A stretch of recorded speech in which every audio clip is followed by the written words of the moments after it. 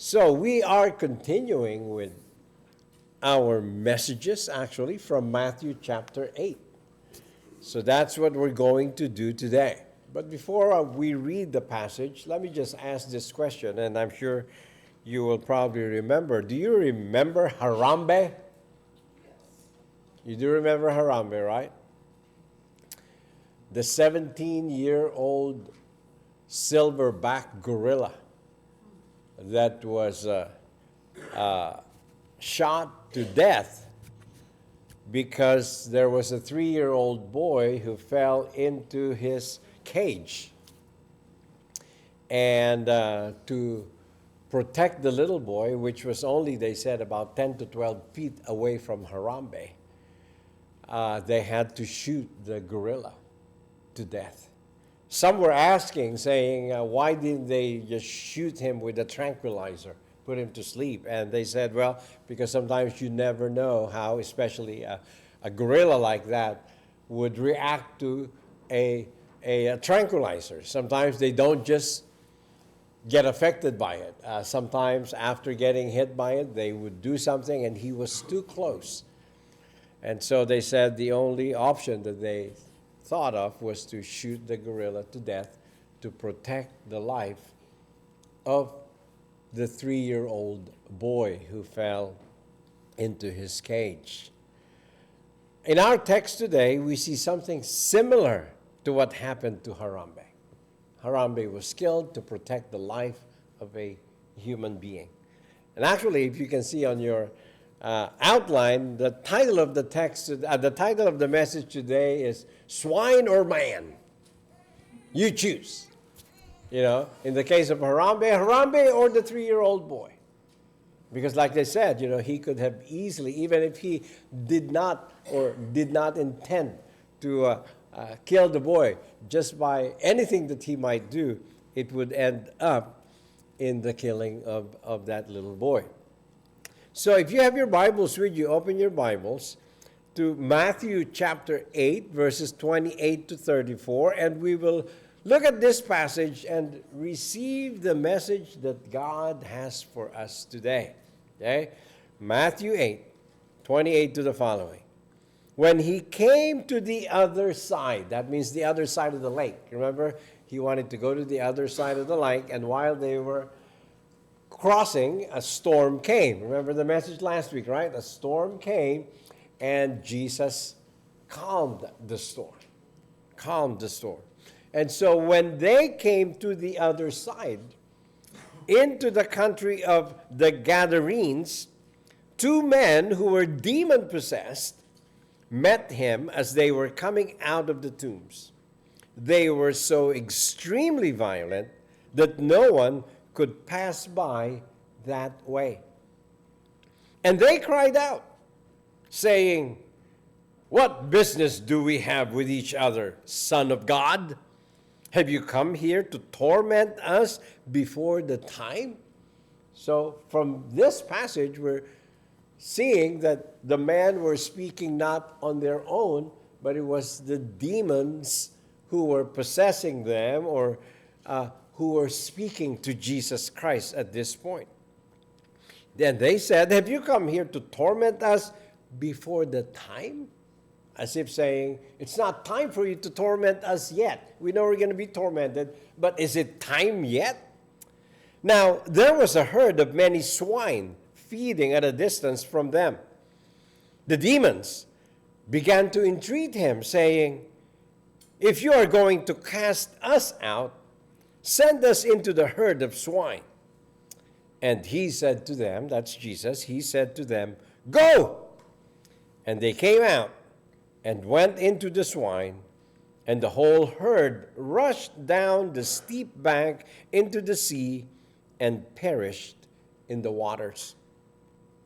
The herdsmen ran away and went to the city and reported everything, including what had happened to the demoniacs. And behold, the whole city came out to meet Jesus. And when they saw him, they implored him to leave their region. So what do we see from this passage? Okay? What do we see from this passage that we can learn from? Well, from this passage, we see that evil spirits take over certain individuals. We see a lot of accounts in the New Testament about a person being taken over or possessed by demons, by evil spirits.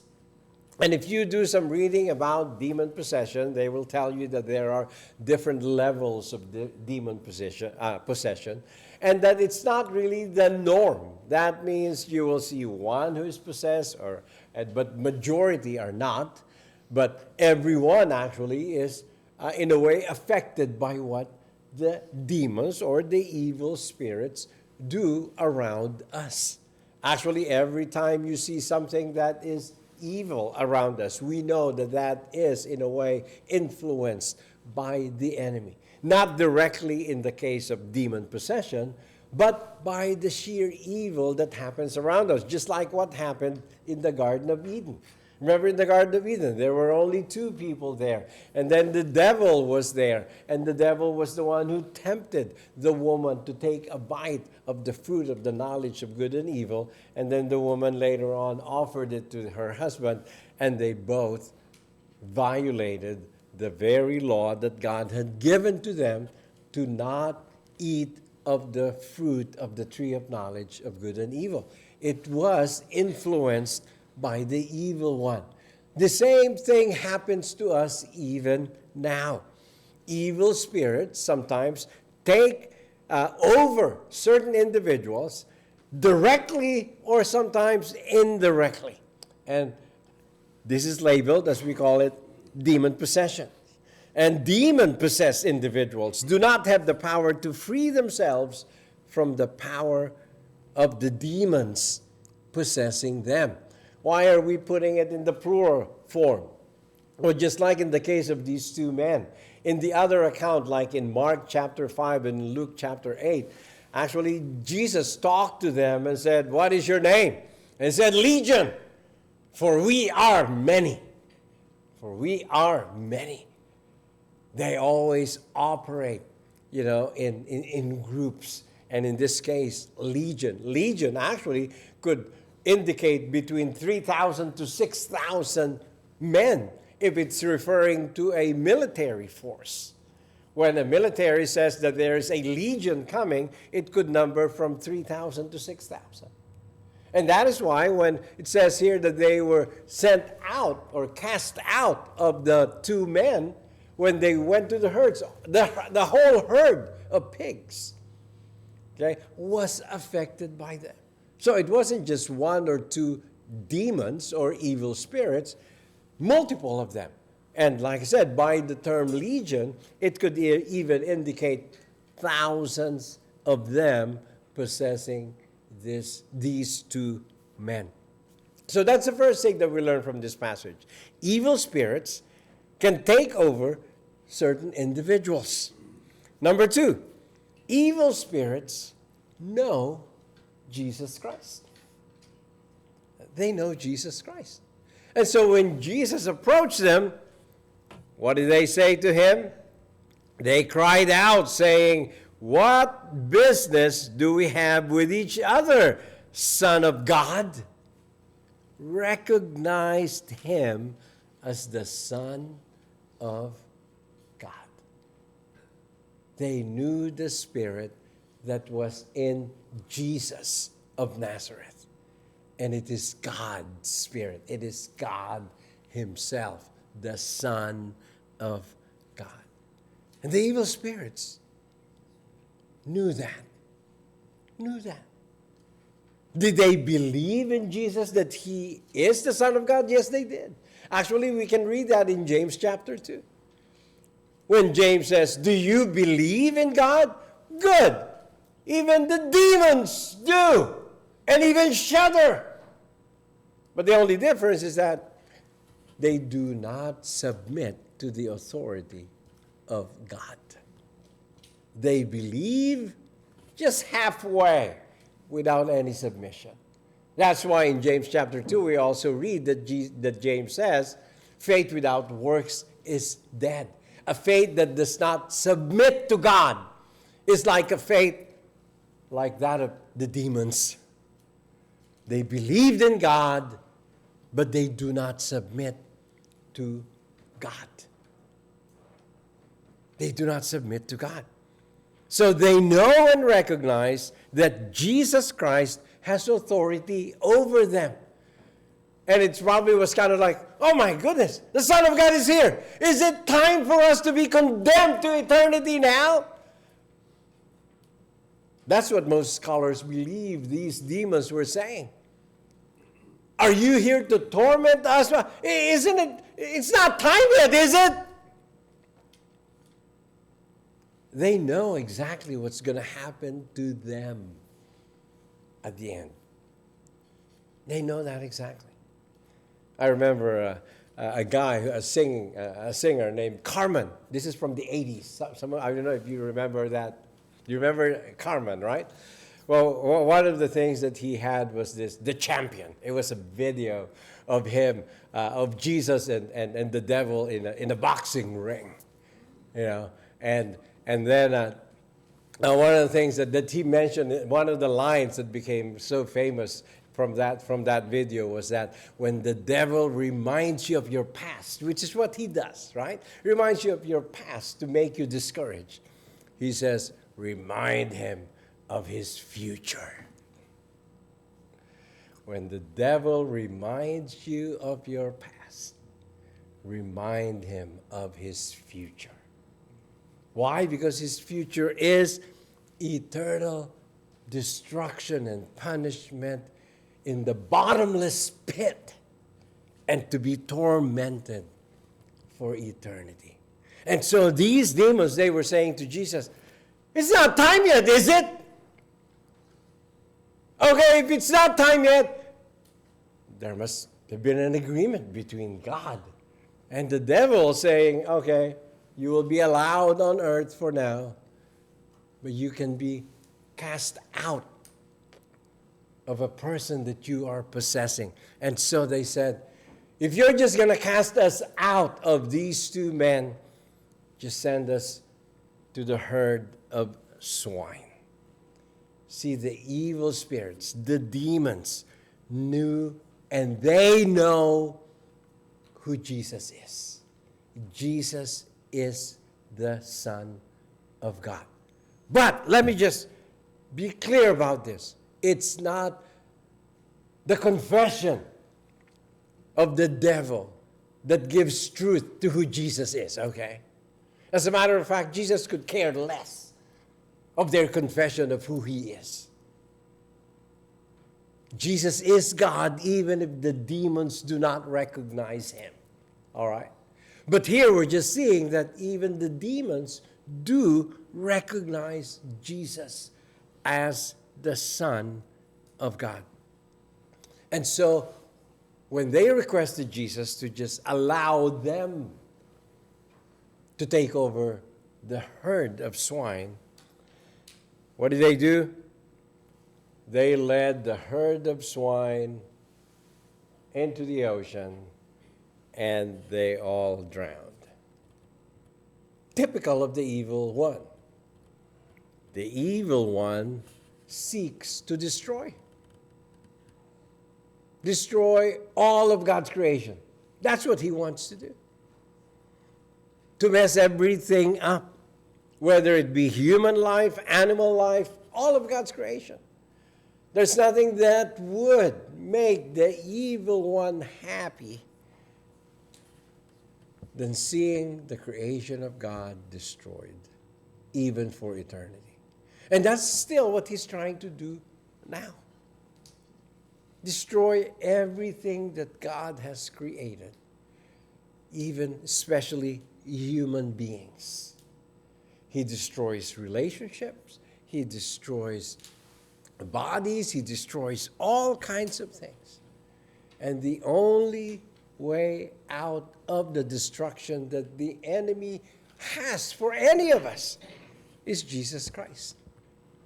Knowing that in Christ, though the enemy could touch our body and kill us, it could not touch our soul. And so we have to understand that we cannot trust the enemy. Anything that the enemy wants for us is for our destruction. Is for our destruction. You just cannot trust the enemy. Even if he offers us something beautiful or something that appears kind or sounds kind or nice, we just cannot trust it. Because the very nature of the devil is that he is evil. That is his very nature. I remember a parable that I've heard a long time ago about a scorpion who was wanting to cross the river. But the water was getting high and he just can't find the rock so that he can cross. And finally there was a crocodile that was coming. And he talked to the crocodile and said, could you give me a ride to cross the river? And the crocodile said, no, you're a scorpion. You're going to sting me. And the scorpion said, no, I promise I will not. Just give me a ride, And I promise you I will not sting you. And so finally the scorpion was able to convince the crocodile. Remember, this is a fable, okay? Convince the crocodile, and the crocodile said, okay, but you got to keep your word. Said, okay, I promise I will keep my word. I will not sting you. Just give me a ride across the river. And so the scorpion got on the back of the crocodile, and they crossed the river. And right before he got off the back of the crocodile, he stung the crocodile. And the crocodile said, but you promised. And the scorpion said, but you see, that's my nature. That's who I am. I sting. The devil is the same. It's his nature to be evil and to do harm, whether it be to a human being or a herd of swine. That's what he is. That's why we don't dabble with the devil, with the evil one. Because his nature is evil.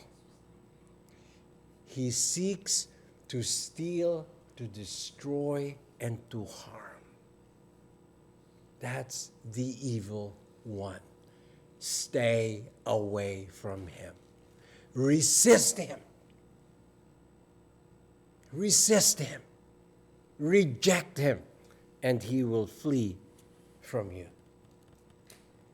So, they possessed a herd of swine, and they led them into the herd into their death. Well, the herdsmen took off, running, probably scared, like, oh my gosh, did you see what just happened? And so they ran into town and told everyone what happened. Not only to their herd of swine, but to the two demoniacs.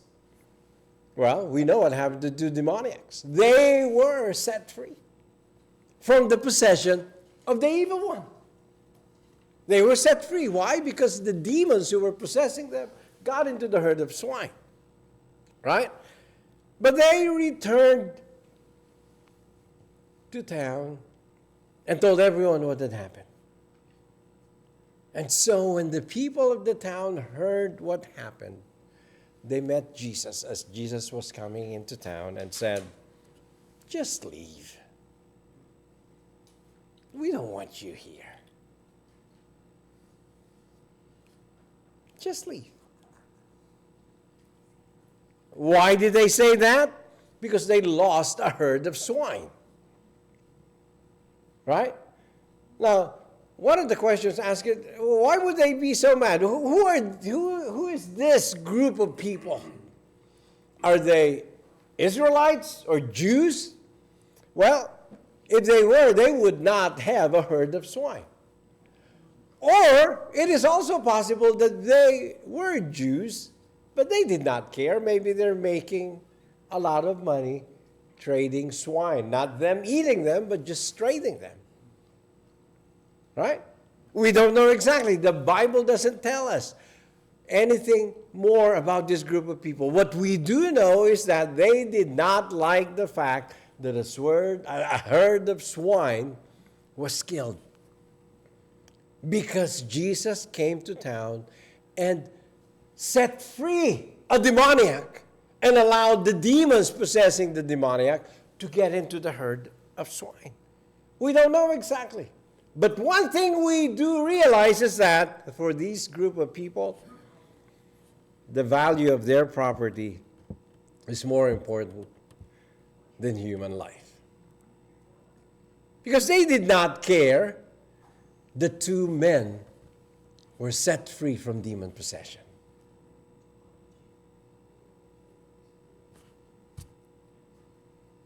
And they did not care that Jesus could do something for them as individuals, as a town, to save them from their sins. Right? They did not care. All they cared about was that we lost a herd of swine, and we don't know what else we might lose later on if you stay in town. So just leave. You see, man sometimes value property over human life. They lost the swine. They did not care that they have gained back the lives of two men. It didn't matter to them. And so they told Jesus to leave. We have to understand that our life is more important than our property.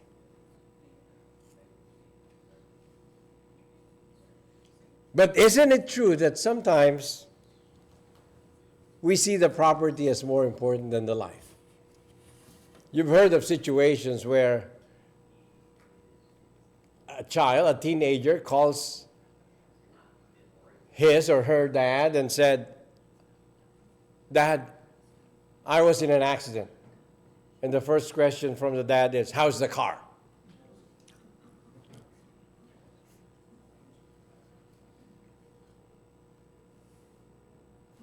Happens, right?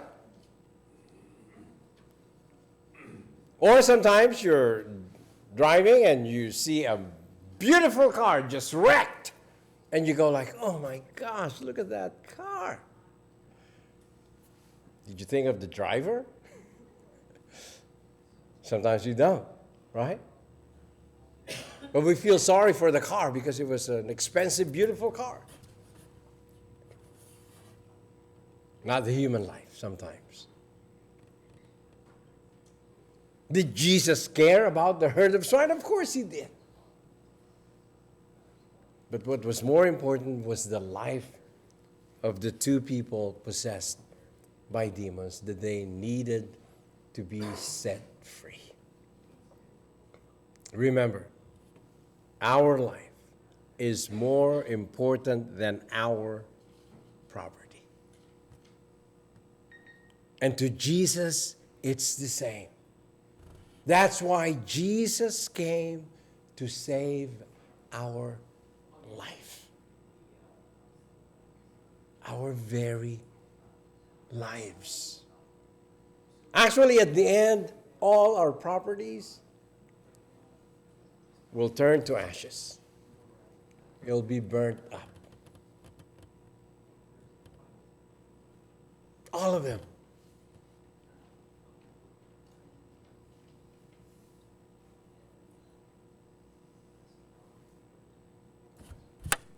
We all know that, right? But it's sad sometimes that we put more value to our properties than our life, especially our spiritual life. Let's hope and pray that in this life, though, we do acquire property, which is part of the blessing that God gives to us, that it will never happen that we will look at our property as more important than human life. Because in God's economy, it is the human life that has more value in this world to Him than anything else.